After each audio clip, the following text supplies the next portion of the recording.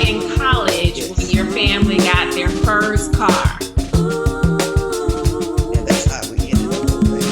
They bought that house. They were buying So they bought a house brand new? it. Yes. 5, 4, Who knew that? 2, Who knew that? 1. Palm Love would come up, like University of Palm Love for like, I know you all know it's Branch Normal and AM and N. Hello everybody, this is Christopher KP Brown. KP stands for Cave and Pain. You can call me Chris, you can call me KP, either one. Today we're going to be talking to Rosalyn Brown. This is episode 4 of the Branch Normal collection. I've known Rosalyn Brown for about 19 years. This will be my first time really getting to speak to her in depth about her career and her passion path, right? So before we get into our interview, I want to get into our spotlight, who is Maggie Lena Walker. Now, Maggie Lena Walker lived from 1864 to 1934. Being born in 1864 means she was born in the last year of slavery in Virginia. Now, her mother worked for a white woman, Elizabeth Van Lew. So there's two Elizabeths. There's Elizabeth Draper, who is Maggie's mother, who we're going to be talking about today, right? So Elizabeth Draper is Maggie's mother, but Elizabeth Draper worked for another Elizabeth named Elizabeth Van Lew. Elizabeth Van Lew was an abolitionist, meaning somebody who was opposed to slavery, right? So to explain all of this, Maggie's mother, Elizabeth Draper, was working for a white woman during slavery, but not necessarily a slave. Okay, Elizabeth Draper was an assistant cook for the estate of the abolitionists, and the black man who eventually helped raise Maggie was a butler at the same time that the mother was an assistant cook. All right, so imagine this assistant cook and a butler both working for a white woman at the white woman's estate. They meet each other, they get married. They have another child. It's not Maggie, because Maggie has a different father, right? And they raised Maggie up to her teenage years, and we'll talk about that in a second. So, one thing that's important to know, you're going to see pictures of Maggie. She looks very light-skinned. Her father was an Irish American, so that's important. That will explain the skin color. So her father was Irish American, but she never acknowledged that it's her father necessarily. She didn't really spend time with him.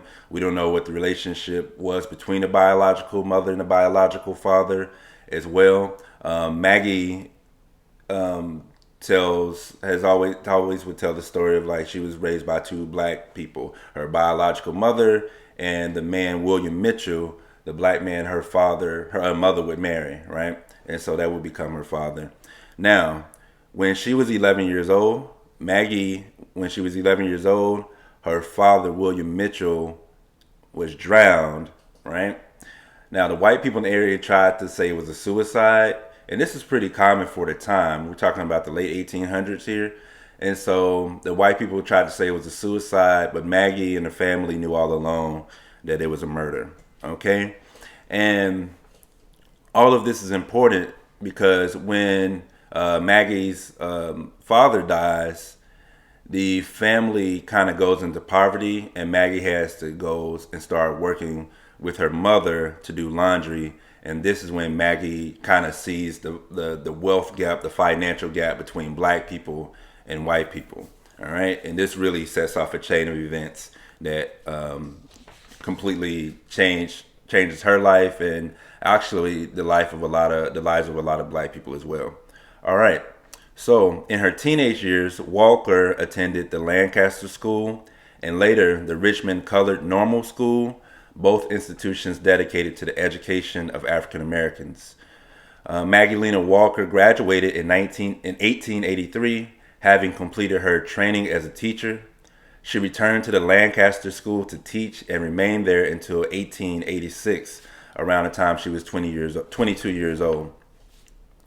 When Walker was 14, she joined the Independent Order of St. Luke's. We're going to talk about St. Luke's quite a bit. This is the main part of the story here. When Walker was 14, she joined the Independent Order of St. Luke's an African American benevolent organization that helped the sick and elderly in Richmond. They also focused on financial stability as well. When Walker assumed control of the Order of St. Luke, the organization was on the verge of bankruptcy. In the speech she gave in 1901, she outlined her plans to save it, and in the coming years, she would follow through on each item she had described. Within the organization, Walker held many high-ranking positions. In 1902, she began publishing the organization's newspaper, the St. Luke Herald. Through the newspaper, she encouraged African Americans in Richmond to harness their economic power by establishing their own institutions. Okay?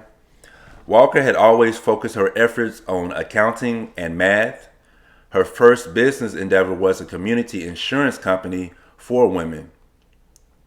In 1903, she founded the St. Luke Penny Savings Bank. She's the first black woman in America to found a bank, to become president of the bank as well. Walker was the first woman of any race to charter a bank in the United States. She also established a youth arm of the order to inspire social consciousness in young African Americans. So she was thinking about the kids and long-term wealth as well, starting with them as children. In 1905, she opened the St. Luke Emporium, a department store that offered African American women opportunities for work and gave the black community access to cheaper goods. By 1924, the bank she started, the Penny Savings Bank, has spread to other parts of Virginia and included more than 50,000 members. While other banks collapsed during the Great Depression, St. Luke's Penny Bank survived. Okay, that's amazing. So when everybody else was shutting down in the 1930s, they were still going because of her work. Now, she continued working for the Order of St. Luke's, but also held leadership positions in other civic organizations, including the NACW, which is the National Association of Colored Women. Now, Ida B. Wells, who we'll probably talk about in one of these episodes, was a member of this organization as well, around the same time. Maggie Lena Walker also served as the vice president of the Richmond chapter of the NAACP, the National Association for the Advancement of Colored People. For much of her life, Walker served as a board member of the Virginia Industrial School for Girls. For the last few years of her life, Walker suffered from diabetes and was confined to a wheelchair. On December 15th, 1934, when she was around 70 years old, she died from complications of diabetes. She was then buried in Evergreen Cemetery in Richmond, Virginia. In 1979, these are a couple of facts of things that have happened since she passed. In 1979, her home on East Lee Street in the Jackson Ward neighborhood of Richmond, Virginia, known as the Harlem of the South, that house was purchased by the National Park Service and became a National Historic Site. Currently, and this is from an article published in the Forbes magazine within the last year or two now, it's 2021 right now. So currently, her spirit is most alive in Richmond's Jackson Ward Collective. Definitely Google that, Jackson Ward Collective. Founded by Melody Short, Rashida Creighton, and Kelly Lemon, the collective is a small business incubator giving micro grants and entrepreneurial advice to black-owned businesses in Walker's hometown of Richmond, Virginia. The three entrepreneurs have been talking about building an accelerator for Richmond's black-owned businesses for years, but officially launched Jackson Ward in 2020. So this is amazing. Maggie Lena Walker was born in 1864. Here it is, 2021, and her work is still going in a very clear way in her hometown. There are statues. There are a couple of statues of her in her hometown as well. Her house is a historical landmark as well. Definitely Google Maggie Lena Walker. You can find a lot of information about her. There are documentaries on her made by PBS. There are documentaries on her on YouTube. And I believe there's a larger documentary by PBS. I believe it's called maybe Black Wealth. It came out in 2019. And they really focused on the history of black business in America. And I know they focus on Maggie Lena Walker as well. But Google her and you can find plenty of information. And now we're going to get into our interview for today with Rosalyn Brown.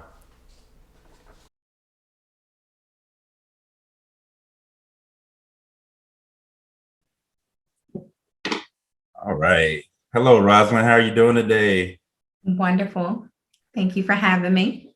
Thank you for being here. That was Maggie Lena Walker. Were you familiar with her? Had you heard of her?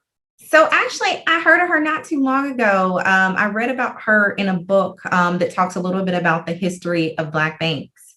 Hmm. And just, of course, the evolution of Black banks, the creation of Black banks, the failure of Black banks. And unfortunately, like so many of our businesses, it's not necessarily the fault of our own.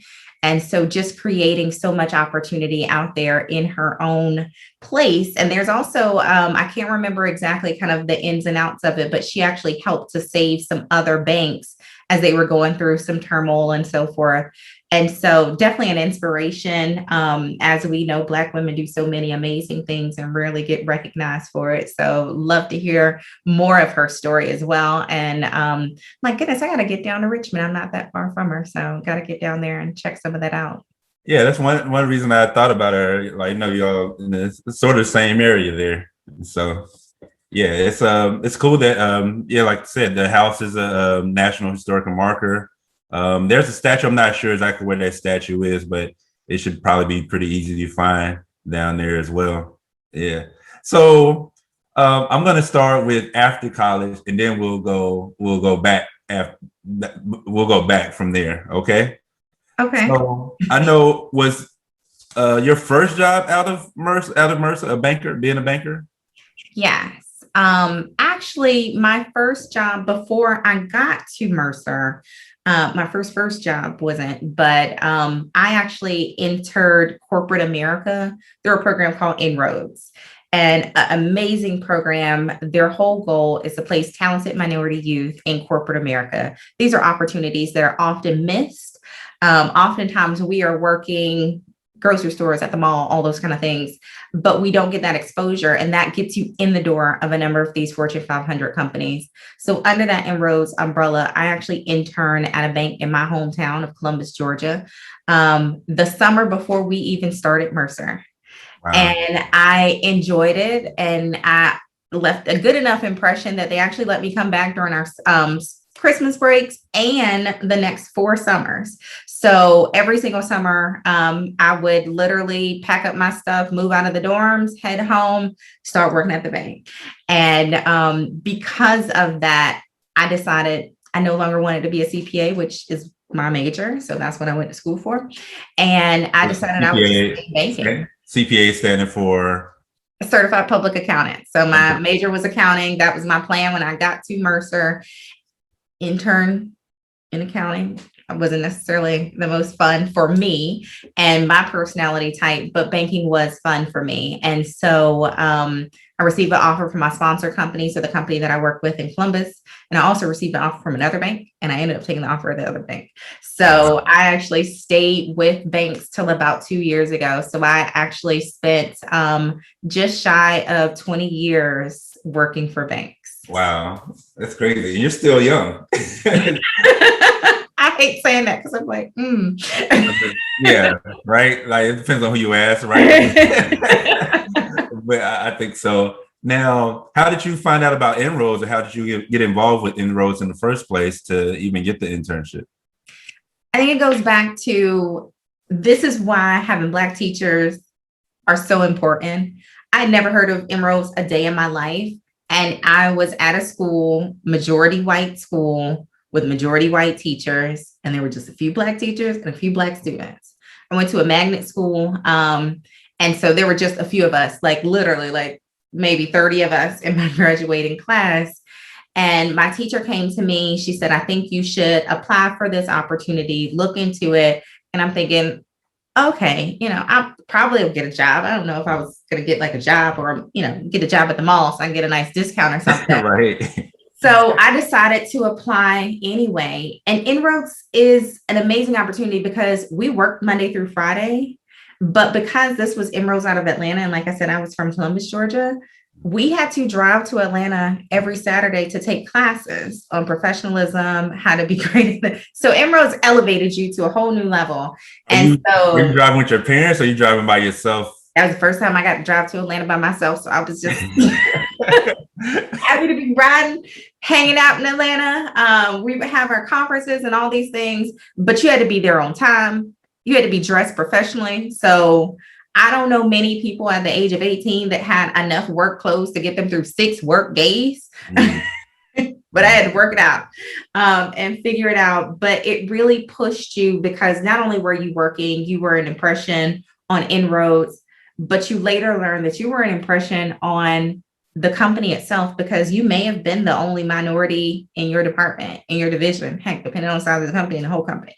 And so we were really working to pave the way for so many other Inroads interns as well. And the whole goal was that they would start to expand the program.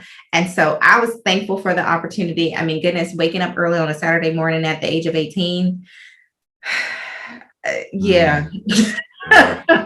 It was a few Saturday mornings. I'm like, I had to get on the road by like 6-ish, 7-ish. When everybody else is partying, going to the park and going to the mall and all this. But it was worth it. It was well worth it. There is no negative thing that I can say about Inroads. Every single time that I've had an experience with Inroads, it's been amazing. It's been positive. I know so many of my Inroads interns that they went and worked at Google. They worked at GE. I was like, well, they got like big jobs. They were making a lot more than I was. But it was such a great opportunity, so enlightening. And then just the networking amongst each other, because at 18, you really don't know the value of networking. And we just happen to, love our friends. And we're like, oh, these are great circles of friends. But really that true networking with people in your industry, people who are going where you're going, that are like-minded, imperative. So it was really nice to have that experience with corporate America, but then also some people that are your peer group to share your experience in corporate America. Wow. That's interesting. You talking about networking, because now, like, just hearing some of these things, I'm like, oh, I've seen her do that. Like, she knew that early. Like, I feel like when you were in school, like looking back at it, and this is something I know of the years since school too, that like Rosalyn is always in these pockets of people and like communicating. And it's like, so sometimes in school, it's like you only know the people on campus, but I feel like you had a good network even outside of campus already, like pretty early. And so that's cool. I had a lot more energy back then too. What'd you say? I had a lot more energy back then. Yeah. Too. I could be. All right. Now, a couple of things. Can we shout out that teacher and give them their flowers now? Oh my goodness. You know what? I hate to say it. I cannot remember her name for the life of me. I am going to find my high school yearbook because she was one of the only Black. I want to say her name was Miss Williams, but I'm not 100% certain. I need to look her up and see what she's doing. What subject did she teach? She teaches English. And I remember she made us do this PowerPoint presentation of like what we were going to do in college and all this kind of stuff. And I remember I listed the college I wanted to go to. It was not Mercer. Where'd you want to go? I wanted to go to Howard. Okay. Okay. And I listed like all these different things. I said I was going to be a CPA. I am not a CPA. I said I was going to pledge Delta. I am a Delta. So there are some things, but a number of those things on that PowerPoint presentation, that ain't happened. But I was grateful for her pushing us to have some type of vision, because oftentimes we're just kind of moving through the motions and we don't really think about, well, what next and how to plan for that next. And she was really helping to push for that next and making us kind of come up with some type of vision for our life too. No, that's important. No, yeah, those Black teachers, when you're the majority white school and you're one of the few Black students, those Black teachers looking out for you is a game changer, because your parents have good intentions, right?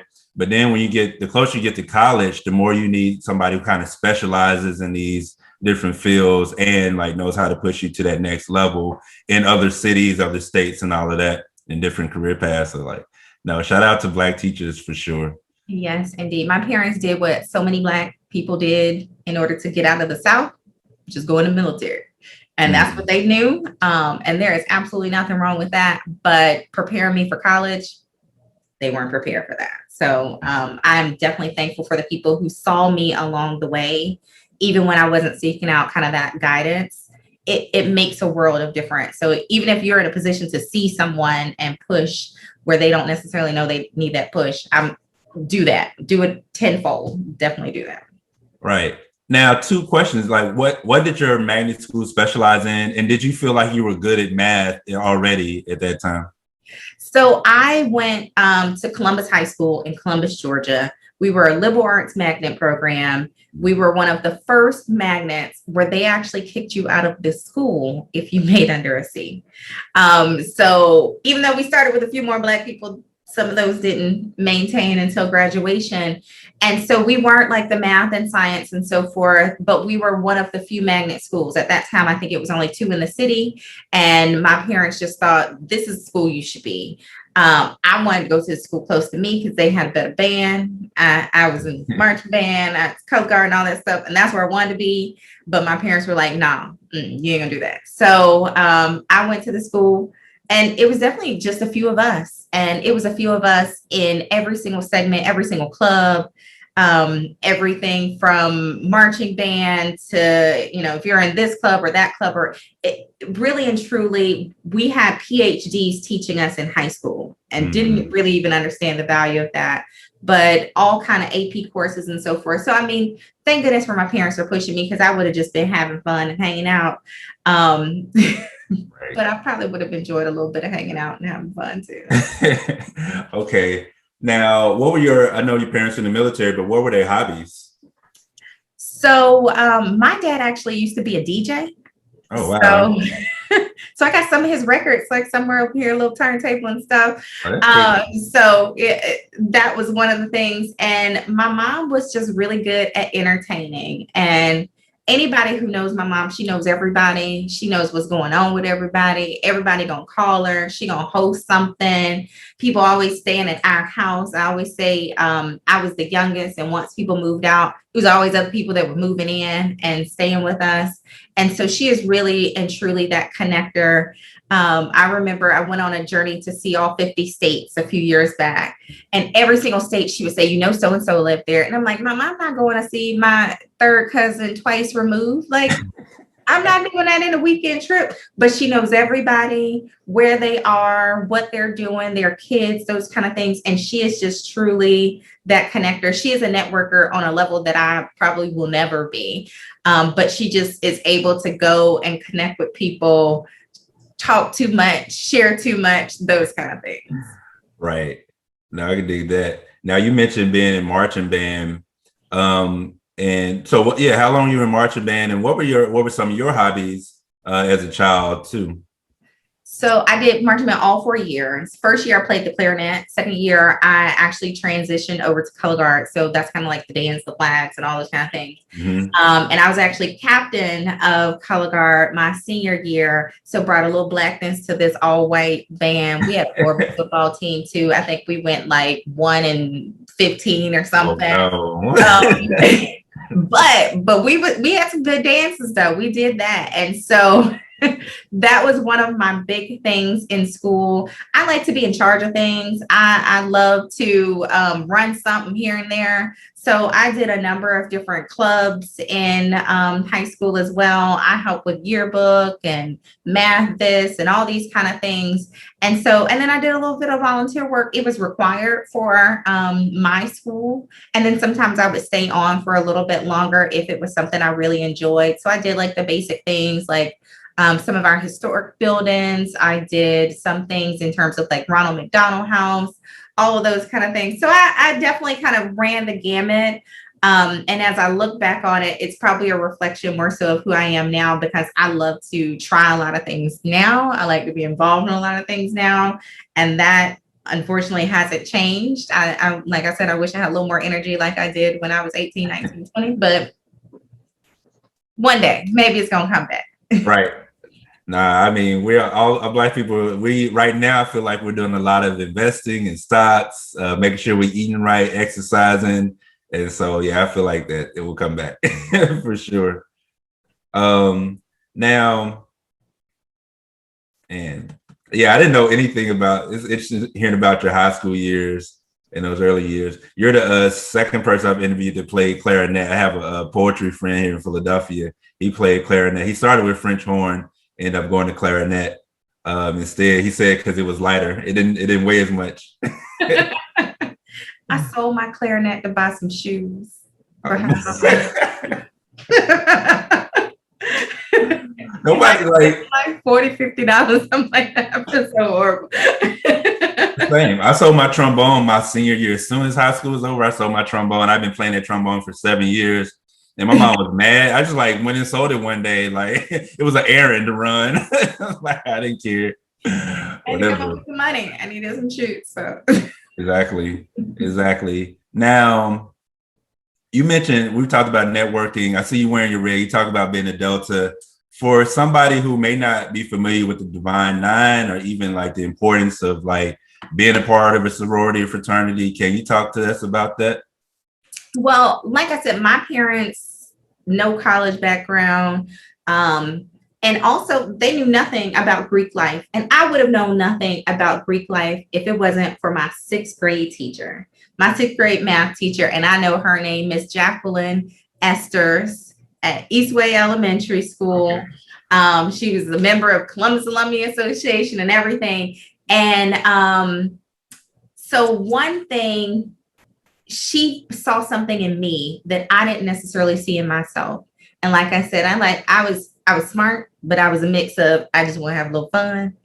And she was one of those teachers that was the disciplinarian within the whole entire school. So that meant if you got trouble and you're not in her grade, you're not in her class, they might bring you to her classroom.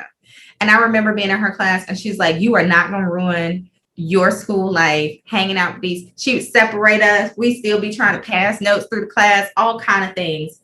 And she actually came to me and she wanted me to be a part of what's called Delta Teens, which is an organization under Delta Sigma Theta for teens, for their professional development, their academic development, really exposing teens to things they probably haven't been exposed to before. Thankfully, I stayed in Delta Teens for a number of years too. And I was like, I'm gonna be a Delta too. Like just that in terms of all of these women around me, powerful women sharing their story, sharing their vision, helping direct us for our future. I was like, yep, I'm gonna do that. That's going to be me, period. And there was no other second thought to it. And so I knew from 6th, 7th grade that I was going to be a Delta. And there was no second thoughts about it. I didn't question it. I remember going to the campus of Mercy University to do a tour. And I'm like, let me make sure they have Deltas on the yard. Mm-hmm. Let me go by the house.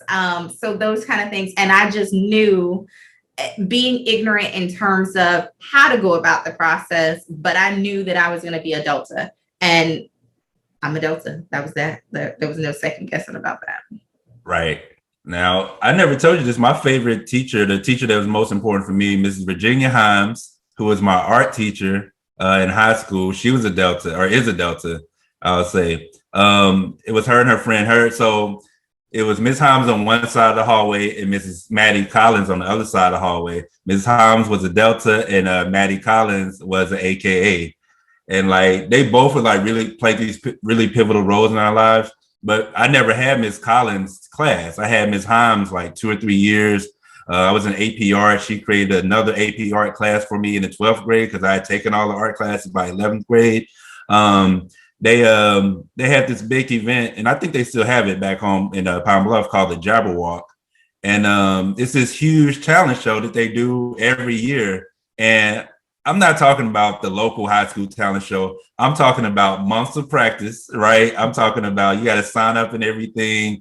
It's at the convention center, and it's a huge crowd. Like I definitely would say in my teenage years, that was the biggest crowd I'd ever performed in front of. And me and my friends, we had these like dance routine. We had, I don't know if this is true of a lot of high schools in the South, but like you mentioned, Delta Teens, we had high school fraternities and sororities on our high school campus, right? So the Alphas were ICE, the Sigmas were Sigma Beta, I believe.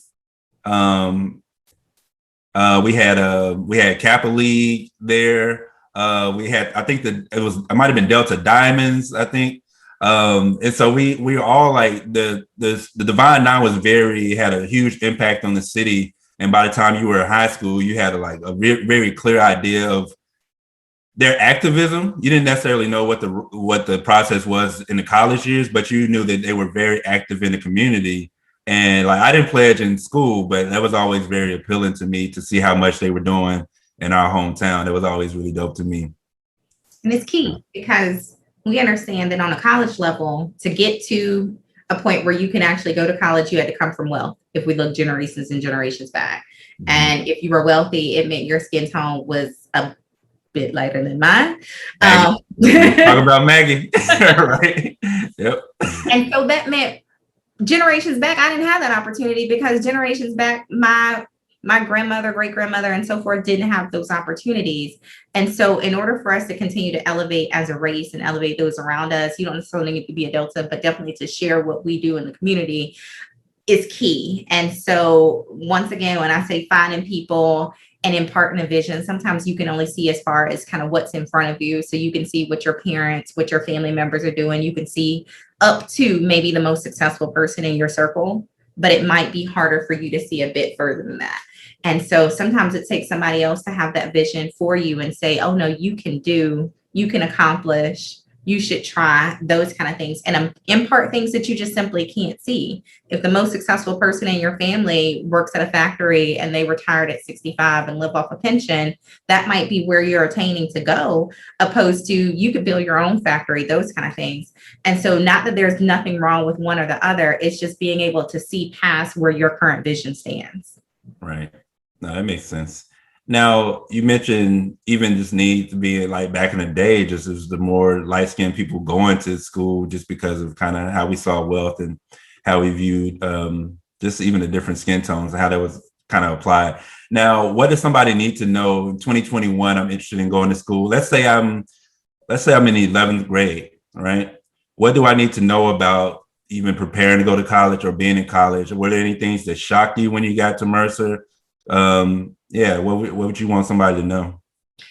I think the bigger thing is at that age, we probably didn't have a good concept of money.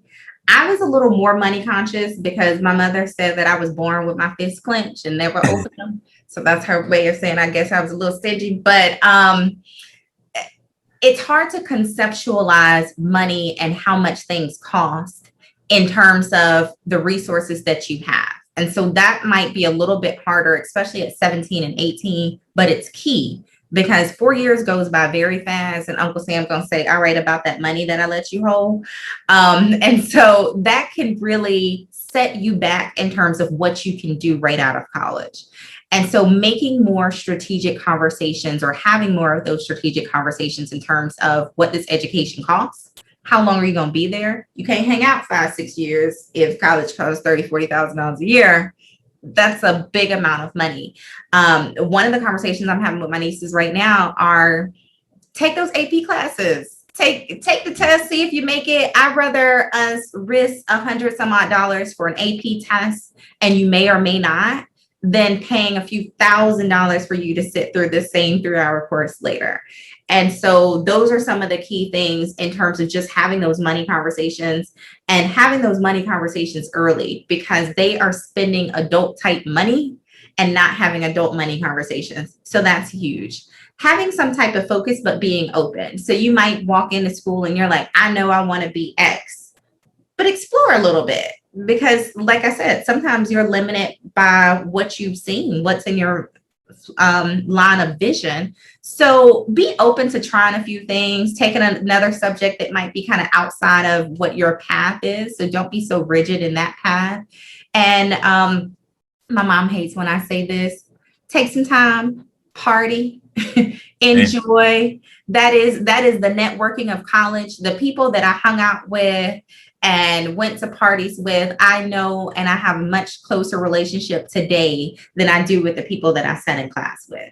And so, yes, grades will get you far enough, but at the point, I always say D's get degrees too. But you can definitely make up some of those things, but those relationships will take you a lot further. There are people that I still keep in contact weekly that have supported me in different ventures that I've done that are based on those relationships of people that I met and engaged with in college.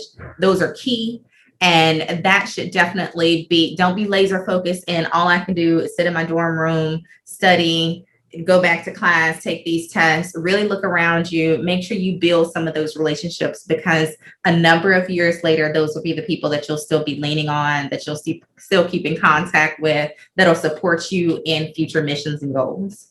Right. Yeah, no, that's true. As you said that, I was like, oh, the people I am close to from Mercer, I don't remember ever being in class with them.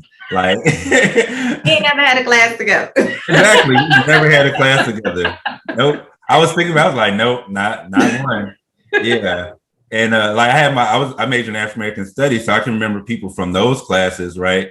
But yeah, not anything else really. That's crazy. Yeah, I never thought about that. Now, all right, so we know to like kind of keep that balance. And the balance is, like you said, like, because this is going to be your network after school. And I don't think I understood that. I think I might have been 30 when I realized like I'm still like making like my network is still people I met when I was like 18 to 21. All right.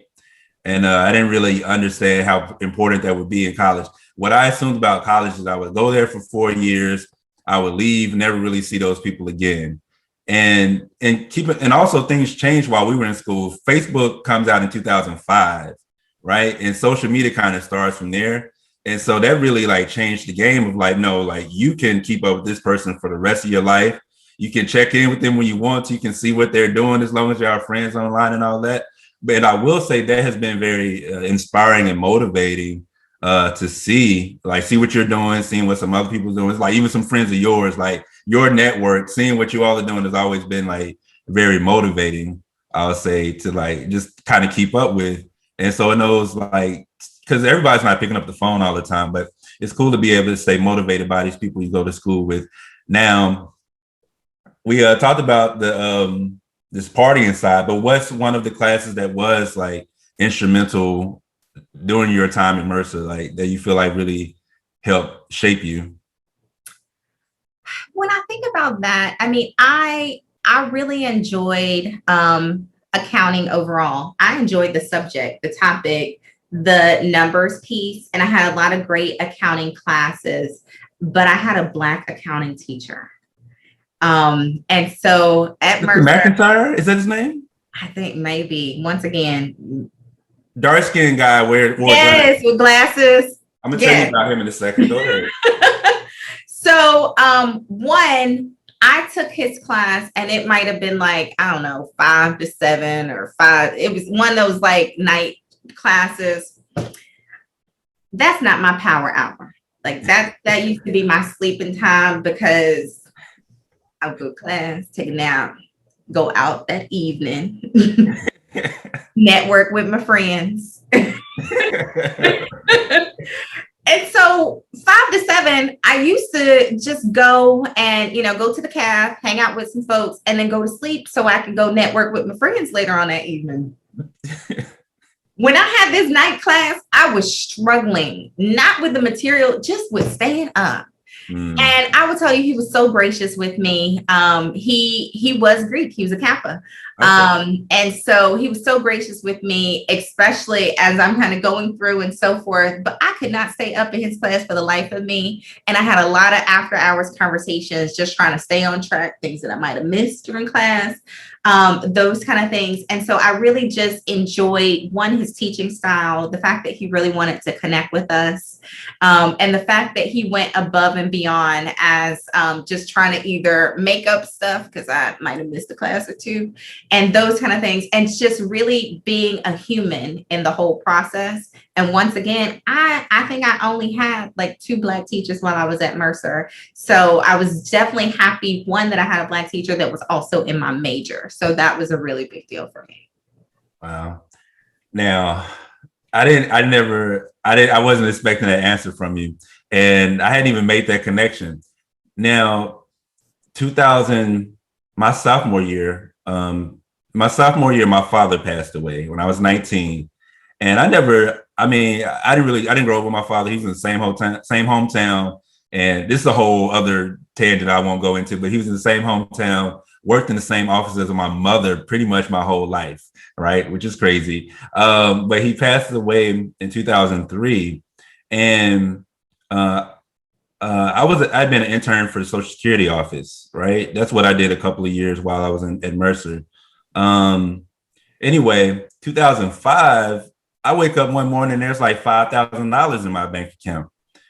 I'm a junior in college. I don't have any bills. I don't have a car to pay for. I don't have anything. And I'm used to, at the time, my account was almost always overdrawn. Like, and so I'm roommates with Jermaine at the time. And I said, Jermaine, I think the bank messed up or something. I don't know what's going on. And it turns out that I got money from my father passing, right? Now, no idea what to do with it. You know what I mean? I didn't have any bills. I didn't really have any responsibilities, financial responsibilities. And so I didn't know, I think I'm going to call him Mr. McIntyre because I just think that's his name. So I didn't know him. I only knew that he taught economics, that he taught accounting on campus. And through the other Black professor, I think Dr. Hatfield, maybe, Mhm.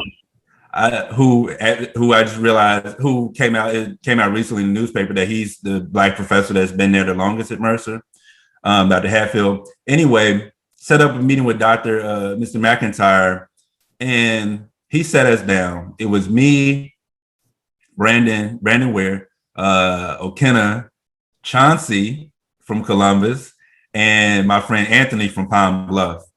And I was just like, all right, what do I need to do? And he said, invest in stocks. This is 2005. He was like, you're young, take your risk now. Like while you're in 20s, invest in stock. From that meeting, me and two of the other guys from the meeting, we end up investing. We started investing probably a week or two after that meeting. We got a mutual fund together first. We all just invested like $250 at the time. But we did other investments as well later on. But to get our feet wet, we started with $250 based off that meeting with him. And now, two out of the like three of us, I'll say out of the five people that meeting, three people invest heavily now, just kind of sparked by that meeting. But it's huge. And that's when I said that personal, because he cared and you could definitely tell it, but it's important that you see somebody that looks like you, that cares about you, that's authentic with you. And those are conversations that my parents didn't have any conversations with me about investing at all, about, really financial management in general. They just didn't have it. They didn't have the background to have that conversation with us. And it meant a lot to me. I gotta get his name right because I'm like, I need to look him up, just see how he doing. We'll probably find it online somewhere, but yeah. But yeah, we'll figure that out. But yeah, like it's crazy. I never took his course. Don't know if I ever talked to him. Spoke to him, saw him around campus a little bit after that. But that meeting, like I always say, that meeting changed my life. Yeah.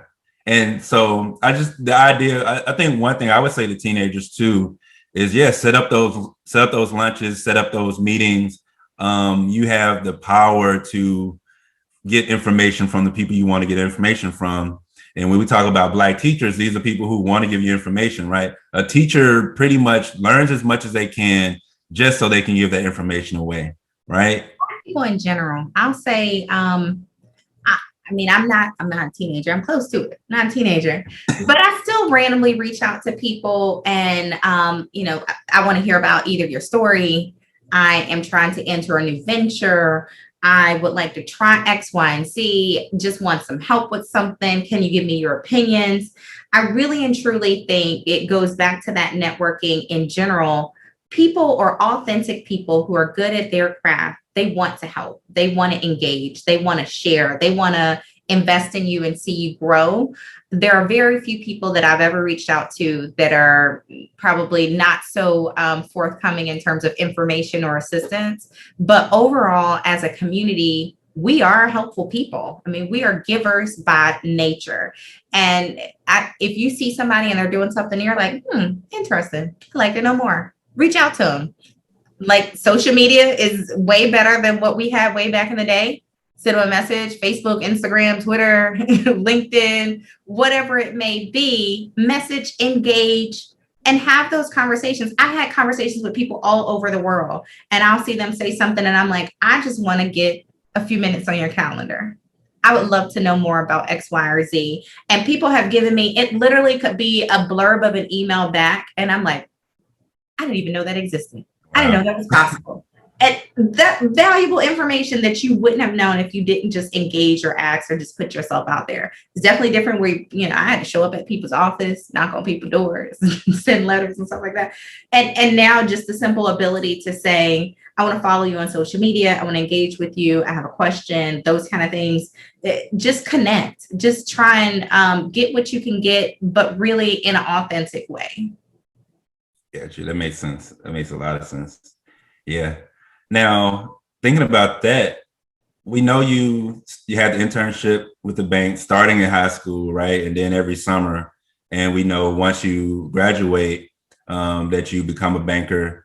You say that like you started this job, but it eventually kind of transitioned into this, like you realized you had a passion for it, like helping a passion with helping others when it came to financial literacy as well. And you said you did banking for 20 years, correct? Just shy of 20 years. I think it ended up being right around because I started, right around 18, something around there. So a pretty nice run in the banking world.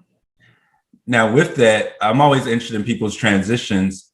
When within that like almost 20 years, does it happen that oh, this is something else for me? Like this is more than just a job. Like this is a personal learning experience. This is a passion that I have. When did that transition happen? Very shortly after. I started my career with a bank out of the South. It's actually BB&T, now Truist, but I started with them in a program called their Leadership Development Program. So you go through this program and then they place you in a different division, and typically you'll get a pretty nice job. So I was in wealth management. So as a private banker, I'm working with our wealthy clients, sitting down, doing financial plans, talking through where things are, structuring credit and risk and everything from investment portfolios and all these things. And I will tell you, I am at that point in time, I was 22, 23, and I'm talking to people about their $1 million portfolios. I'm like, I can't believe these people trust me. But one thing that I would do is I would write in the margins things that people were doing that were pretty successful, if they were on track for their own retirement. And we used our own planning software at that point in time, or some internal planning software. So I would input people's numbers and do their financial plans. Well, I would do my own every single week. So every week I would update the numbers and see where I was, because I felt like oftentimes I would have conversations with people, and it is a debilitating situation to be in where I am giving you information. So you come to me and you are 55, 60, and you say, I'm retiring in 2 years, and they're only coming to me to confirm it. And the only thing I can say is, sure, you can retire at 62, as long as you die by 64. Sure. Like, you don't have enough money. Yeah. Or no, you can't retire until 73. And you are literally, you're like, no, 62 is in my head. And so I kept having these conversations with people, and I'm seeing the disconnect, and so many of that disconnect were people like us. And I could understand how if you've made a certain amount of money, then you think that $200,000-$300,000 is a lot of money. But if you spend $80,000 a year, not a lot of money. And so going through, and I would go through over and over and over again, and I have these files, and I would do these notes, and I would have these things in the margins about who were doing things well. And at BB&T, there weren't a lot of Black people in our entire wealth division. I remember we did a conference, so it's a few hundred of us. I think it was about 5 Black people. Wow. And I was the only private banker that year. So there were people in other roles, but I was the only Black private banker. The next year they came up with 3. So, I mean, we had tripled. But because of that, and you can look at that, any which of ways, but it allowed me, because when they needed a black face, I did get a chance to be out there. I did our recruitment. So if we were looking for more diverse talent, those kind of things. And I remember sitting at a table, and it was, goodness, what is that? The one that is in Charlotte, the basketball tournament. Oh gosh, I'm remembering in a second. Okay. But so I'm there at the basketball tournament hanging out, and we have a table and we're doing recruitment. And so this is all HBCUs and so forth. And I remember a girl comes over, she talks to me for a bit. And I said, one, I'm gonna mark up your resume, opposed to take it, go back to your room, update it, and bring it back. Like, these are small things that you can do because you just don't know. Like, girl, don't put that. Like, hold on, let me just write on this thing real quick and give it back to you. But those are just small things that people don't know. And you can easily see when we talk about the wealth gap and the divide, it's mostly due to one or two bad decisions and simple lack of education. So not knowing what you could do. So imagine that $5,000 if instead someone had said you should buy a car versus you should invest. Where would your mind be from there and your trajectory? And so those small seeds that we could plant, and I spend a lot of time volunteering with organizations. I do a lot of speaking engagement with organizations. I did at one time, there's a nonprofit, I was a budget mentor. So we help people in transitional housing go through this budget process. And it's these small things that, because you just simply don't know, people are like, oh, I didn't know. I didn't think about that. And because of that, over the years, it can make such a huge difference, because investing at 20, just $250 makes a huge difference versus you getting that message at 40. You'll never make it. Like, you'll just work, period. And so I spent a lot of time writing things in the margin, really reading and understanding what successful people were doing and trying to pass that message along.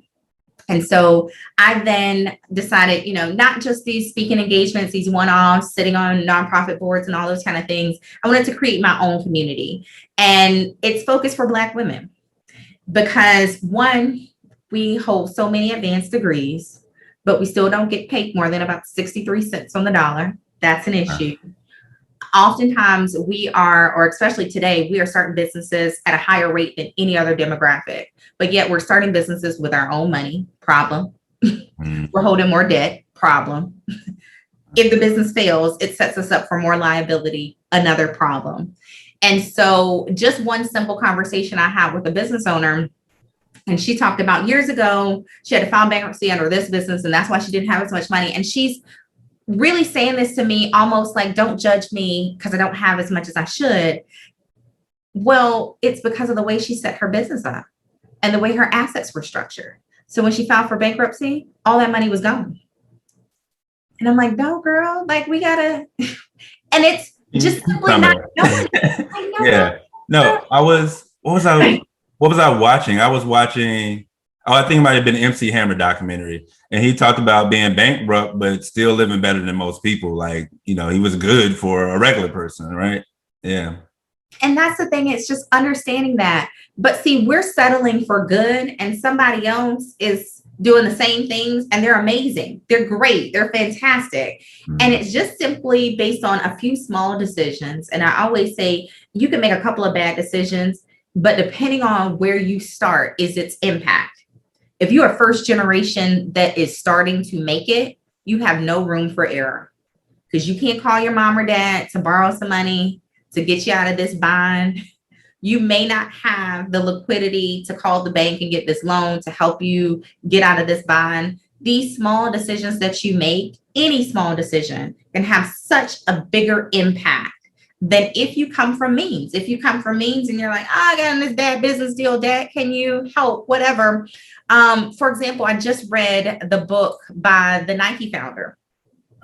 And he talks about, he's trying to keep this first, he did something that Black people typically don't do. He did this gap year, went off and traveled the world. He had no money. So that's one. Right. But two, while he's over there, he builds these relationships and he wants to start making these shoes, I think it's called blue ribbon shoes. And he gets this conversation and he's like, all right, come back. He asks his dad for the money. The dad, like, whatever the wire or telegraphs or whatever the money is back in the day. Right. It's somebody out there that got some great shoe ideas. They ain't had that option. Right. To And just so get then- wired the money. Exactly. Like, where are we going to get this money from? And then as he's building the business, his dad finally has to cut him off. But see, he had that foundation that somebody else wouldn't have had. Because if someone else started at zero, or parents who started at zero, they would have had to work, acquire some savings. And once that savings runs out, the idea is gone. So if they made bad decisions in the very beginning, there isn't a secondary. When we talk about Black inventors and Black businesses, typically the first round of investing they talk about is the friends and family round. And I always laugh. If your friends and family broke, skip the round. Like, but investors want to know. Broker don't trust you enough to invest in you. And that's the thing. It's like, even if they're not broke, if they are the first generation to make it, they may be risk adverse to the point where they can't go back.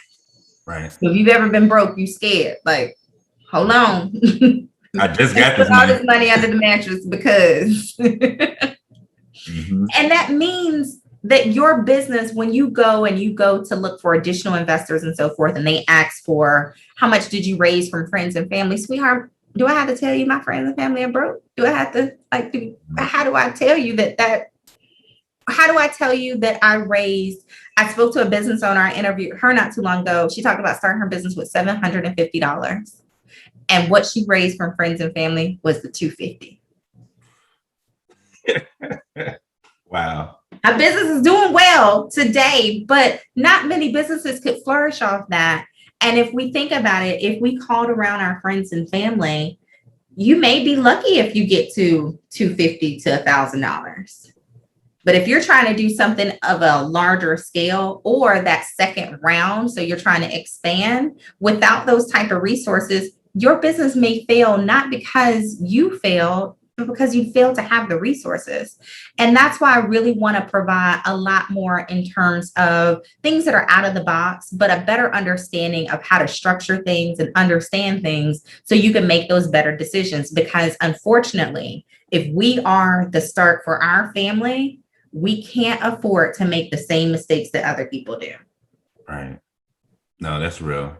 That's real. And the other thing I think about that, so you made me think about two things. One is exit strategies. Do we have an exit strategy to say like, oh, this is not going well. This is not really hitting the numbers that I needed to hit right now.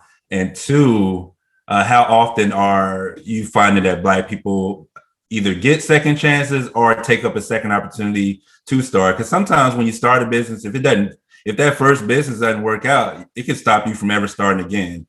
So, yeah. Well, if you're a business owner and you're entrepreneurial in spirit, oftentimes you stay that way. And I know a lot of my friends who have ventured out on their own, they're like, I can't go back to working for somebody else. Like it's not possible. It's not feasible based on their personality. There's nothing wrong with that. Because if you work in 9 to 5 and you have a little bit of independence, you like, I can't. It's some people who just started working from home and they're like, listen, I can't go back into that office with the people. And so it's hard to go back. And so typically, if you are entrepreneurial in spirit, you can't just go back to being that 9 to 5 worker. You're going to have to find another way. It might mean that you do a business of a different magnitude. It may mean that you do a different pivot. It may mean that you work a job so that you can get money to start this venture all over again. But typically, you just have that in you. People that are entrepreneurial of nature are just that way. They're ingrained in them. And so what they may have done is they pick up lessons, and you hope that they pick up lessons that they take with them into the next venture. And so I always say we'll never live long enough to make all of our own mistakes. We're going to have to learn from somebody else's. Right. And so I created the community, it's Your Wealth Guidance, and really and truly sharing our own mistakes. I'll tell people some of the things I did. And I'm like, that was stupid. I probably shouldn't have did that. But then things that I learned from other people. We have other professionals that come in and kind of share their story as well. And it's really to say that hopefully your next go round, you don't do things the same way that you did them the first time. Most entrepreneurs are not. They're going to do something a little bit different. They're going to structure things a little different. Maybe they'll get a partner. Maybe they'll say the partner is the reason that things failed, so they won't get a partner next go round.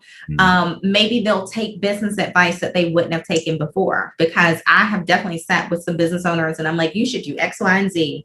They're like, nope, not doing any of that. And then they may come back around to you and say, actually, can we talk about Z? Because I'm still not sold on X, but maybe Z.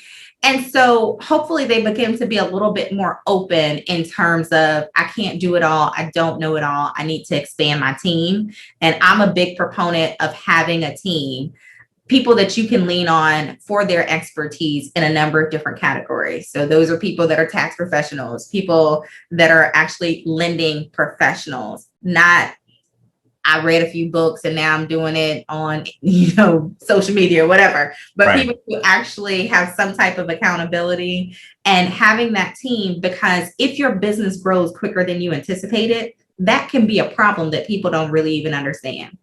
And if you have to build your team after the fact and you're trying to find the first CPA that'll take your call, that might not be the best CPA. Right. Right. Do some shopping around. And so you want to build that relationship even when you're not necessarily ready to use them, even if you have to pay a consultation or whatever that might be, build that team, because when you're ready and you have that quick question, don't be a real estate investor. You're like, I never need a real estate attorney. And all of a sudden some stuff go down and we in the midst of COVID and you're like, can I do? And all the attorneys are like, well, they'll get back to you in about a week or two. And you're like, but listen, we don't know you. Now you just said something important. You talked about consultations, right? And consultations is, I notice that's a thing we don't do very often. We'll ask a friend for some information. We'll do a Google search or something like that. But when it comes to paying for information, we struggle with that sometimes, right? Now, so with that being said, what's a ballpark range of something like that someone could expect to potentially pay if they say, I want to get a consultation? Because we don't know what numbers we're looking at, right? We don't know if this is high, low, in the middle, anything. So, yeah. It's going to depend. It's going to depend on how specialized that person is. So a generalist is typically going to be a lot lower than a specialist. So if I say I just need to talk to an attorney, but if I want to talk to not just an attorney, a zoning attorney. So if you've ever gone through some crazy real estate issues, a zoning attorney is definitely going to be a lot more specialized, and the information that they're going to provide you is a lot more focused. And so that might be a little more expensive. If you're talking to a CPA that you're just like, hey, I just want to know, do you do taxes? Do you work with business owners, or do you work with 1099s or whatever? That might be something that's on the lower end. But if you say, listen, when I say lower, is that like a few $100s or like? It might be $100 or less. Okay. Some people might even do it for free. I will say that one easy way is you're interviewing people. They typically provide information. Sign up for their newsletter, go to their webinars or seminars. You may be able to catch them after the seminar and chat with them for a second for free because you came to their event. And so there may be ways that you can get some of this at no cost. Having a banking relationship, you can interview them for free. They'll actually say, hey, we got relationships with these attorneys, these CPAs. That means that they've worked with this bank before. So they've done a little bit of the vetting process for you. So there's a little bit of ways that you can at least trim that list down so you don't have to pay 10 people. But there are some people that you can go and interview 5 bankers and never pay anything. So that's an option. Typically, financial advisors, you can have a first conversation with them at no cost. So there are a number of ways that you can get started. And if you like this person, ask them for their contacts. Say, hey, financial advisor, do you know an estate attorney? They're going to say, actually, I work with these 3 or 4. There you got your first list. And then if you call them and say, I was referred by XYZ banker, they might take you and have a conversation with you at no cost as a courtesy to their referral source. And so you can use these as ways that you don't have to pay for ample. But if you get into a very specified situation, don't be cheap. So the IRS is after you. Don't be talking about, I don't want to pay. Listen, come up off of it, because I'm saying going to come up off of it. They will find you. So if you were in a very specialized situation, like I had a zoning issue from a real estate deal that I was working on, it's not just a real estate. I needed a zoning person, somebody who knew zoning for the District of Columbia. Like, no, not you in Virginia. They do a little. No, I need somebody who can name the people in the zoning office, and they can say who signed this, what did you send this? Did you notify this person? I need them to know the names of these people, and that's the difference. And so when you get into a very specialized situation, you might be able to get some free consultations. You might be able to do a little bit of vetting just through social media by Googling them, kind of seeing that. Ask other people that are doing what you're doing, because if you're in a certain field, there's other people that are doing that exact same thing. So if you are a chef, ask your fellow chefs and see who did their business plan, or who did this, or who built out their kitchen space, those kind of things. So ask your networks as well, because that'll help you vet some people, because a lot of people do business through word of mouth. But a lot of those consultations you may be able to get for less than $100, a lot of them less than $500. Once we get into the specialist, it's going to be a little bit more expensive. Right. No, that makes sense. And yeah, if it's their specialty, yeah, go ahead and pay them for it. And I think we sometimes don't value those people as much, but it's like, no, like, this is what I do every day. This is what I've been doing for years. I took classes on this, still taking classes on. I'm staying up to date on this field as well. Like, and I know the people, right? I know all of the people. So like, no, that's really important. Now, do you focus on business owners, or are you focused on just people with personal accounts sometimes? I am focused on Black women, period. Okay. And when I say Black women for financial independence, that is your ability to walk away from any situation that no longer serves you. And what I mean by that is, if you are working a 9 to 5 and you wake up and your boss gives you the business and you like, I can't take this microaggression. If this woman say this to me again, or this man do this, I want you to have the ability financially to walk away, because that's usually the number one reason why we stay. And if you are a business owner, I want you to be able to run your business.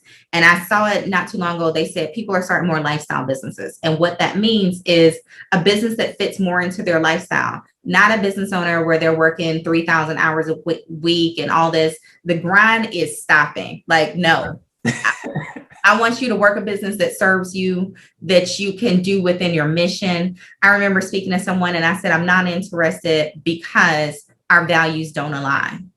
I need you to be able to walk away from business because your values don't align. And so that's a big difference. I want you to be in a situation where you can take a career gap or a career pivot. So you're making significant dollars, but you say, actually, I want to work in this industry. I know it's going to be half as much as what I make today, but I want to be able to do it because it's going to make me feel good. It's going to be something that I can do because it's going to feed my spirit, because it's something that I long to do, a skill that I want to pick up. That's what I want. And so this is more of a pivot from the FIRE movement in general. So the financially independent, retire early. It's financially independence is power. And as Black women, we've been so powerless for so long. We have, I'm in the middle of the Cicely Tyson book, and she talked about the day she walked up to her mom. She said selling herself on the street. So she was trying to get hired as like a seamstress, but that's how she saw it. I want us to get away from having to take on so many of these odd jobs just to make it or to prepare or provide for our family. And that's that financial independence, to live your life on your terms, which for Black women, we often have not been able to. Wow. Yeah. No, that makes sense. Now, you started with, I guess, when you transitioned from let's go back. The idea of saying like, yeah, this company it doesn't align with my values. I'm out. Right. I like that idea. And I like the idea of planning for that. Right. So there's a difference. And I see this in the artist community. I see a lot of poets that are like, man, I didn't like that job, so I left it and started poetry. Now, that's not something I would ever advise anybody to do. Right. And so for me, when I went into doing poetry full time, I've been saving, I think, like at least $250 every month for almost 2 years at that point, to say like, hey, I need a cushion when I go do poetry, because I don't know what I'm about to make over there. And there's a difference between that and like, nah, I ain't like what they said to me yesterday, I'm out. You know what I mean? And so I like the idea of like planning through that and actually like having a process and a strategy. And it'll provide you that light at the end of the tunnel. It might be something to get you by. I actually just interviewed, so we do a series, we call it Money Mondays, and we share these actionable insights to help you along your journey, whatever your journey looks like. And had someone on and love her. And once, like I said, it's somebody I saw her and I reached out and I said, I need to have you speak to my group. And she created what's called the Expat app. So, look that up, shout her out. But one thing too is she talks a little bit about career breaks. And so when I talked about the founder of Nike, he was able to take that gap year. I never knew what a gap year was. Right. Come to find out, a lot of my colleagues that don't look like me are familiar with these gap years. And it was only a few years ago, which I still would have thought that a career break at this point in time, you're in your 40s, 50s, whatever it might be, you might be like, goodness, I could never do that because the impact that it'll have on your savings. But there are more and more people that are doing it today. And I actually had a colleague that I have spent a lot of time with, and she left an organization and she said she took an adult gap year. And I'm like, what? And she don't look like me. Right. I was like, what? Y'all do that? And then I started to see we do that. Like we can do that. And there are people that look like us that are helping people do that. But it really goes back to that whole process of you can only see up into what you've seen before. And so you might be burnout. When we think about the number of us who experience heart attack, Black women experience strokes at a much higher rate than many other demographics. My own sister last year at the age of 39 had a massive stroke. And today we are over a year, almost a year and a half later, and she still cannot walk. Wow. And so when we talk about the amount of stress, and as Black women, I said, I'm like clenching your teeth. And, thank God we're on these Zoom calls. So sometimes I can be like, put my hand down and just like. So that amount of stress, just to be able to walk away from it and say, you know what, I need a break. I need to regroup. I need to take my life back. I need to be able to spend time with my family. I've had ladies who just said she wanted to save, and her mission to save was so she could stay home with her children. So many Black women are not in a situation where they can take a full maternity leave off, or they have maternity leave, or they can stay home with their children. If that's something that you want to be able to do, you want to become a mother and stay home for those first 2 to 3 years, that's a financial impact that your finances are going to drive. So can you or can you not is going to be based on what your account looks like. And that might be a savings mission. And that's the type of financial independence that you can say, I'm working up until the day I have this baby. Once maternity leave ends, I'm gonna let these people know I'm not coming back. That's power. And that's the kind of power that we want more of women that look like me in order to have, that doesn't exist today. Right.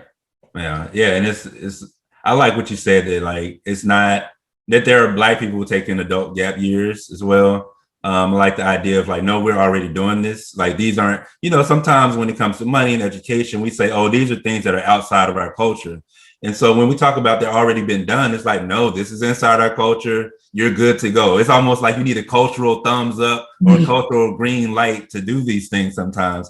And it's like, no, you already have it. You already have it. Yes, exactly. Going out there, do it, experience life, see the world, see different segments of people unlike yourself. One of my passions is traveling, and I love to go different places and see how different people are living. And sometimes we're like, I don't know, I don't want to leave. I remember hanging out with somebody, and they said, he said he had never been outside of 10 blocks of his home. And I was like, wait, what? What? Wow. I didn't know that was possible.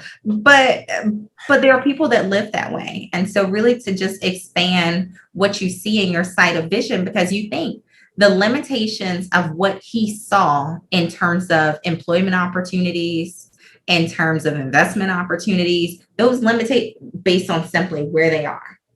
That's huge. Yeah. Even during this pandemic, right? So we just went to like Cleveland, like for Juneteenth last year. Just got in the car and went to Cleveland, drove to Cleveland from Philadelphia. We were just in Durham, North Carolina recently, went to LA earlier this year.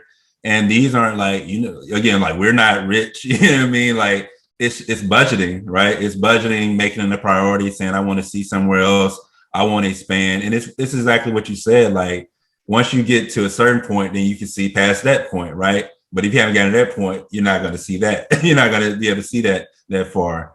And so yeah, just taking these trips, and yeah, budgeting, taking these trips. Now I want to I'm curious about the 50 states. You say you traveled around all 50 states. So what are like some memorable experiences from that? So one state in particular that was very memorable to me, and I think a lot of people can probably relate, is Alaska. So I took my mom. My mother hasn't been a lot of places. My mama in Georgia. Love my mama. So one, that was a longer flight, but just getting there and being able to experience this state, the vastness of it, and then just really being able to give that to my mom, that experience of, seeing a moose up front, or, seeing the glaciers and all these kind of things. So we spent a week and a half or so there, and it was just a really good overall experience to be able to share with my mother. I went to Oklahoma and Tulsa, and so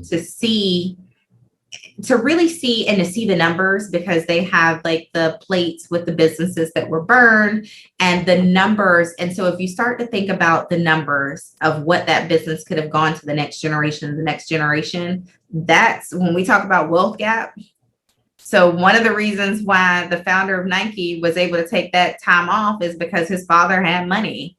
Somebody could have done that because their parents had money, but they didn't because their business burned.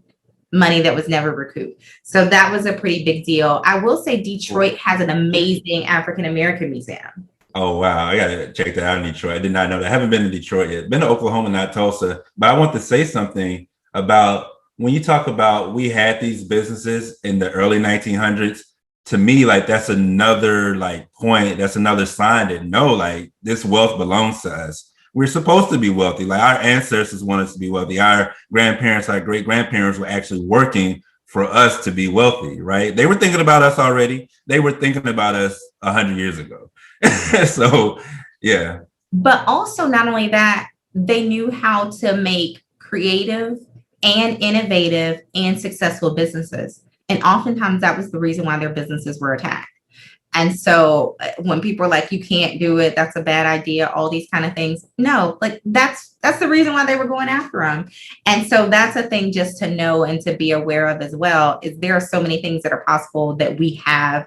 And it's just the money. The money is oftentimes the reason why we can't get to that next step. Right. And they were good at saving. They were good at pooling their resources as well. And so those are the things to think about. Like we're not creating these things. We're a part of a tradition that already exists. It just kind of got disconnected at some point. Now, as you transition out of banking, specifically, you started the Black Women Pursuing FI. So this is a group you started on Facebook. Mm-hmm. So I started the Black Women Pursuing FI. We later rebranded to Your Wealth Guidance. Because I really wanted to make sure it was a focus on being outside of just leaving your job. So some people are like, I love my job. We actually talked about it yesterday, and somebody was like, let me tell you all the great things about my manager, the work-life balance, all those kind of things. Well, that's great. But if your manager leaves and things change, we want you to be in a point where, one, whatever your path looks like, you're in a situation to follow. So it may be that you want to work this job and you never want to leave it, or you own your own business and you want to work forever until the day that you die. But there are certain things that you still want to have in place. So when we talk about things like estate planning, we're actually having a wonderful Black attorney who specializes in trust. And understanding that piece, because some people think it's only for the wealthy, but it's really not only protecting your assets, but when we talk about things like qualifying for Medicaid or Medicare, or when we talk about if you were incapacitated. So oftentimes we're buying life insurance because we, of course, we will die one day. But what happens if you don't die? That in between.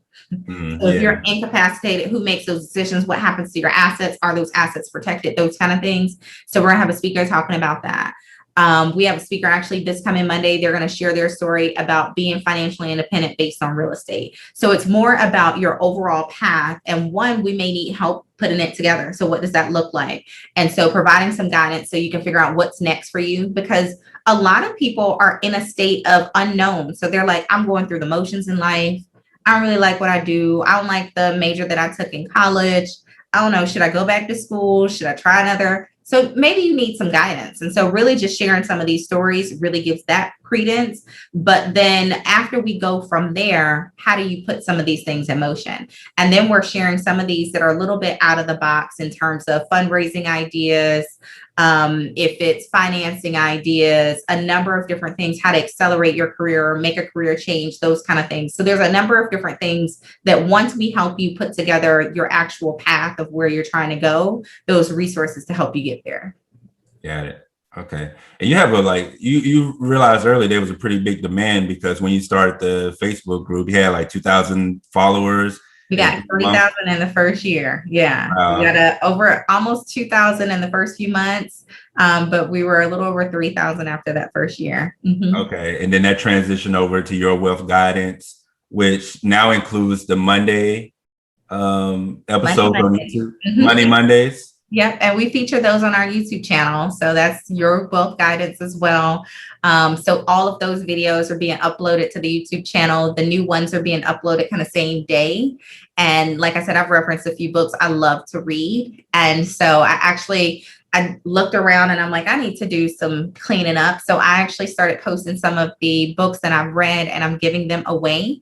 So once the book hits 50 comments, I then will ship that out to a random person. So as I'm cleaning out my stacks and stacks of books that are all over the place, hopefully that'll be a blessing to somebody else. Oh, that's really cool. Yeah, that's a whole seed planted, like just to get the right book at the right time. Yeah, that's a whole seed. Now, that's every Monday. We'll put links to everything in the description here when this goes up on YouTube for sure. Now, in doing this work, what you've given some advice for sure, but what's some of the most common mistakes you've seen? You talked about it a little bit when it came to businesses, as far as like investing our own money, the debt that we end up having. But on the personal side, what are some of the common mistakes that you see? Lifestyle creep. It is so easy because you are the first generation to make it. And so you start to get something nicer and something nicer and something nicer. And then all of a sudden, you're not saving anything. So that's one of the big things. I think one of the harder things to get people away from is the overdependence from your parents or from your children. So you're in that sandwich generation and your children, I mean, in my case, my nieces and nephews, they're like, can I hold, can I borrow? They ain't never paying you back. So, you're making all these bad loans and so forth.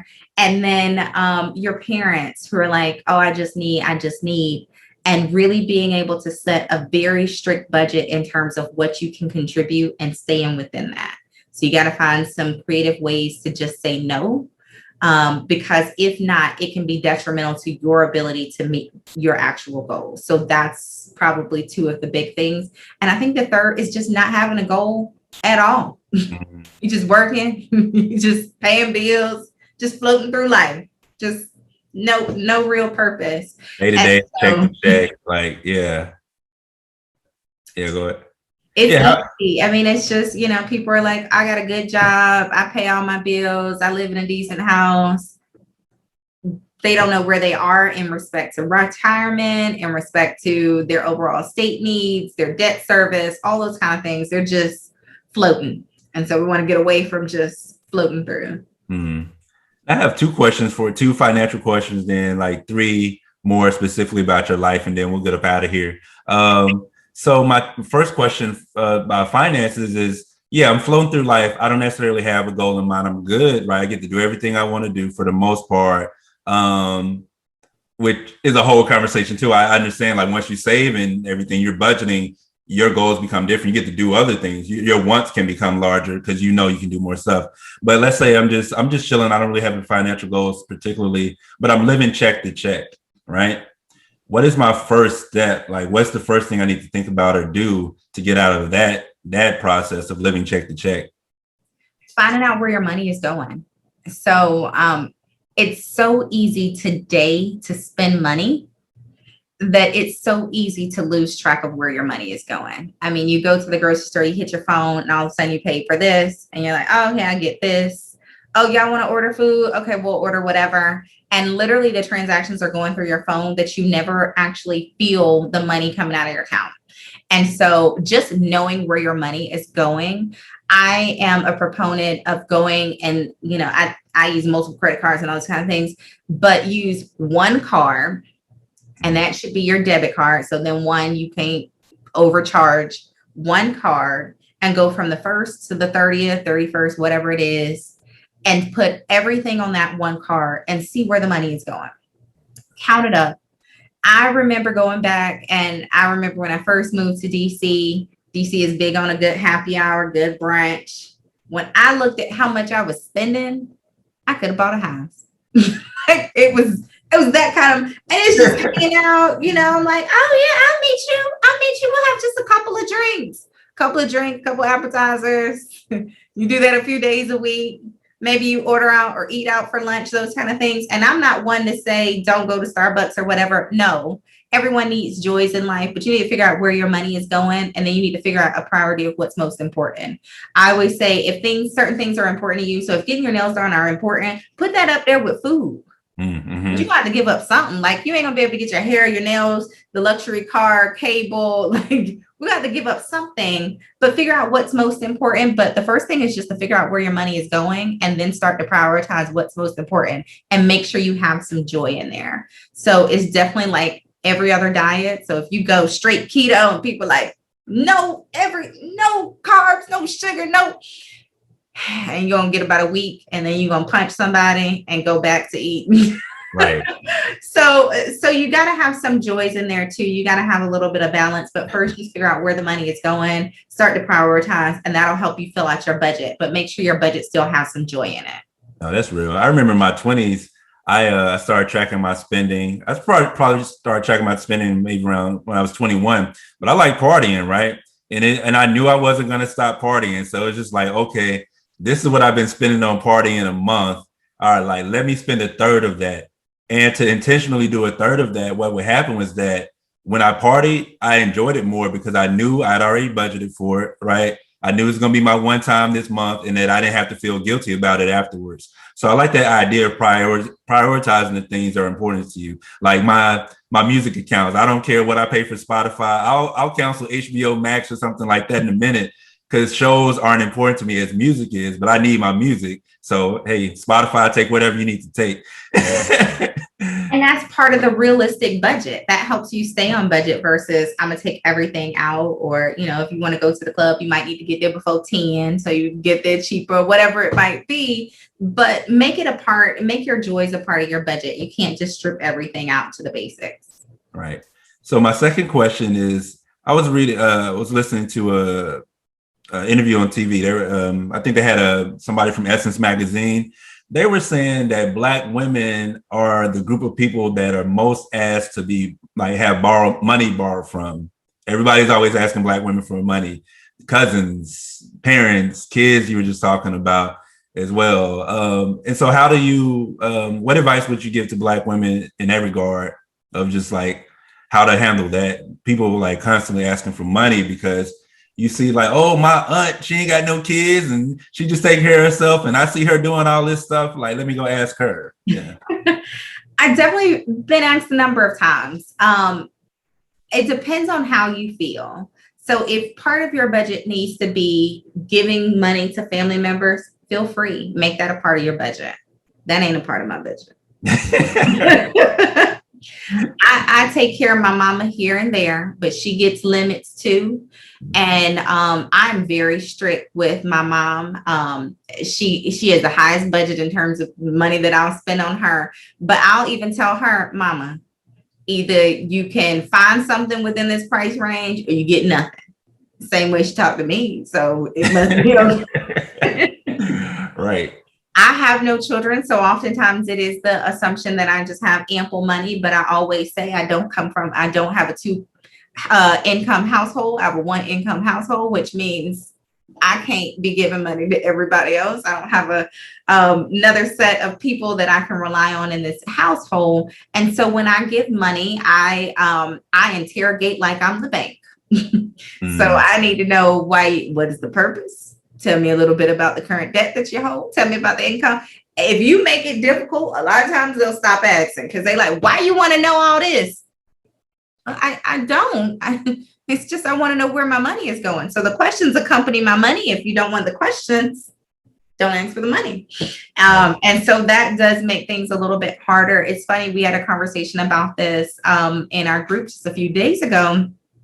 And different people kind of feel different ways. Some people feel like it's their job to help out. But I always say, keep focused on your goals. If you are not on track for your goals, you can't continue to help other people unless you're continuously going backwards. And so sometimes it's harder to say. And I always say, sometimes you might have to meet them with the problem before they do. So if this person always calls you and asks you for money, when they pick up, you need to say, whoo, child, I wish I'd saved more. I wish I had more. My job is kind of shaky. Things are so crazy. My dishwasher just went out. Like, you might have to meet them with the problem before they come with whatever it is that they're about to ask for. So you may have to figure out a method that one works for your personality, that works for the people that you're talking to too. I'm not saying don't give anything to anybody. I'm definitely not that person, but you got to set limits. So you can't give $300, $500 to everybody who asks. You might be able to say, I'm gonna bless you with what I have. So I can't give you 500, but I'll send you 50. Right. And if that ain't good enough, I'll keep my 50.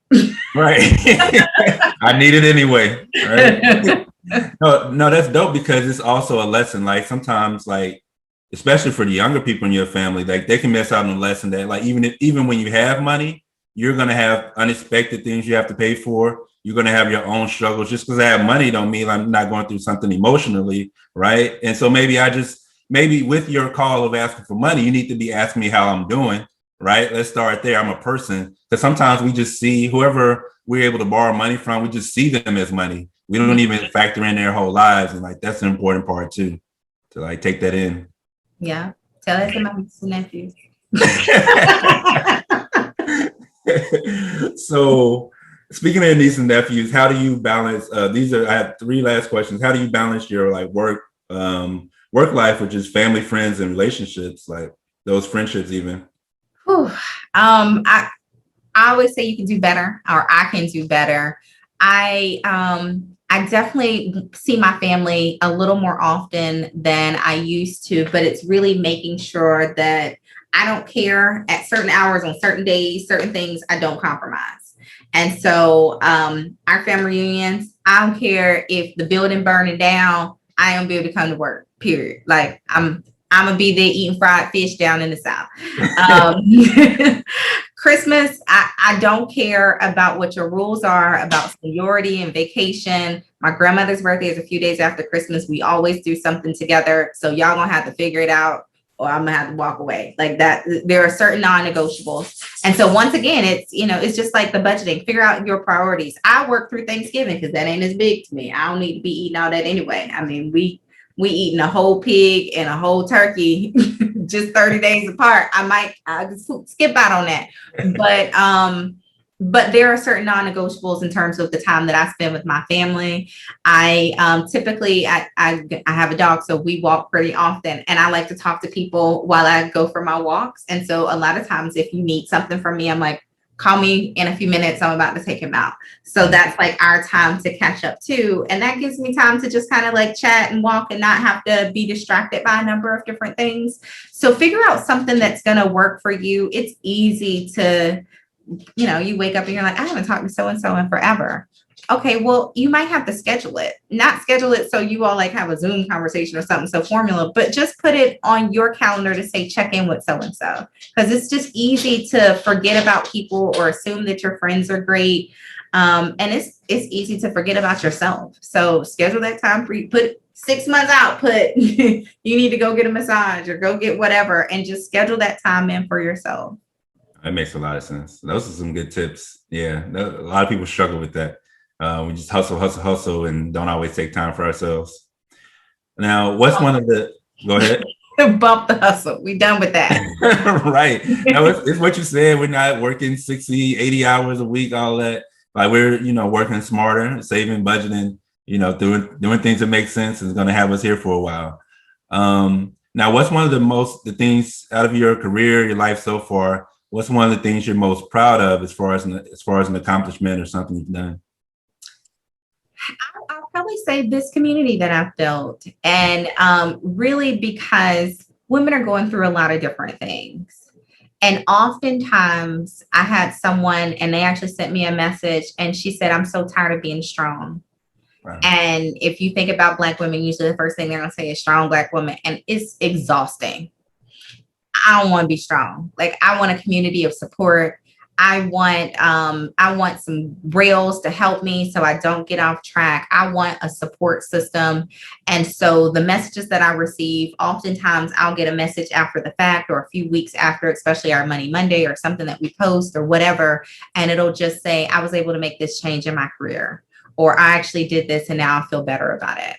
And so of all the things that I've done, most of my career has spent working either in the wealth management space. I specialize in corporate retirement plans. And a lot of times those aren't necessarily people that look like me, but this is truly my community. And these are truly my girls in terms of, I want us to be in a situation where we are actually getting the return on the investment that we have put out into the universe over and over again, generations and generations before. And so I am so fed by the messages that I receive. And oftentimes it's something random because I'll just check and I'm like, it's a random Tuesday or something. And so I'm like, you don't even like, I'm tired today, but now I'm fed. And now I feel as if my mission is truly on track. And I'll say of all the things that I've ever done, this is definitely the most fulfilling. Now you call it a community. And the way you described it and you talk about it, I almost think like that it's a hub of information for Black women to find information on financial literacy, to be able to find experts. So to be clear, they're not just coming to you, they're coming to you to get to all of these other people, right? Exactly. Never work with the expert in everything, period. They lie. They just trying to get some money. And so I do not know everything. One gift that I have is I know a lot of people. So I know a lot of people who know a lot of things that are way better and smarter than me in certain areas. And to be able to make those connections. So someone will say, I'm looking for somebody to do X. Okay. And I like that a lot of my resources look like us as well. So we circulate that money as much in our community as we possibly can. There are times that we go out the community, yes, but being able to introduce Black women to other Black women to accomplish goals is huge. And making those connections time and time again has been a great reward for me, because even on the other side, so as our speakers, our experts have come and they'll say, actually, so-and-so reached out to me. That was a great opportunity. That was a great introduction. And so really creating that space where we're circulating our dollars, we're circulating our expertise, it's huge. So never work with an expert in everything, period, ever. Bad advice. But definitely find people who can connect you. And a lot of that comes back from my time in financial services, especially with the banks, meeting so many different people from different avenues of life, and either leaning on them myself or referring them to clients and so forth. And that just gives so much in terms of education that we can share. Wow. Okay. This has been a pleasure. Thank you so much. I told you I love music, so I have one music question for you. If you could throw a music festival, any genre, musician could be dead or alive, individual artist, group, whatever.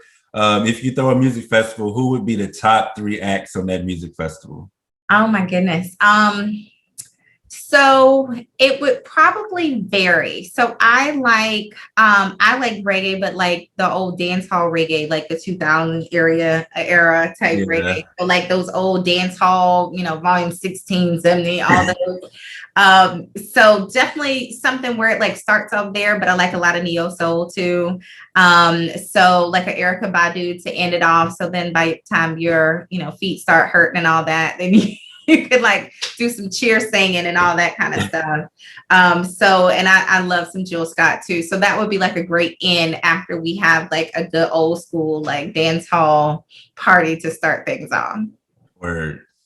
That's dope. That's dope.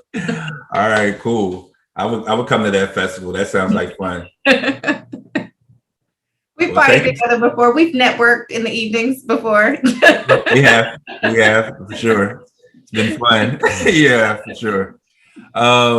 Now, anything else you want to mention? Anything else you want to tell us about?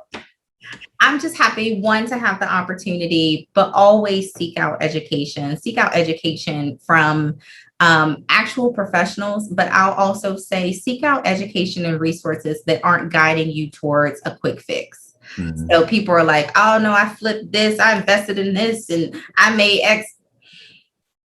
Tell me about your 10-year track record. Tell me about what you're going to be able to do going forward, opposed to just taking advantage of anomalies in the market. And so really and truly find and build those relationships, creating the team that's going to help you get to the next level, the next step, regardless of whatever that is. And so create that team, create true relationships that are reciprocal. So whether you're paying them or you're referring them or you're promoting them, feed into them as well. And then subscribe to our YouTube channel, Your Wealth Guidance. We'd love to share some of those Money Mondays and share a little bit more information with you there. All right, excellent. We'll be checking out your Wealth Guidance for sure. We already started checking out around here. Yeah. So we'll stay tuned. But thank you so much, Rosalyn. Really appreciate it. Really appreciate it. A pleasure. All right.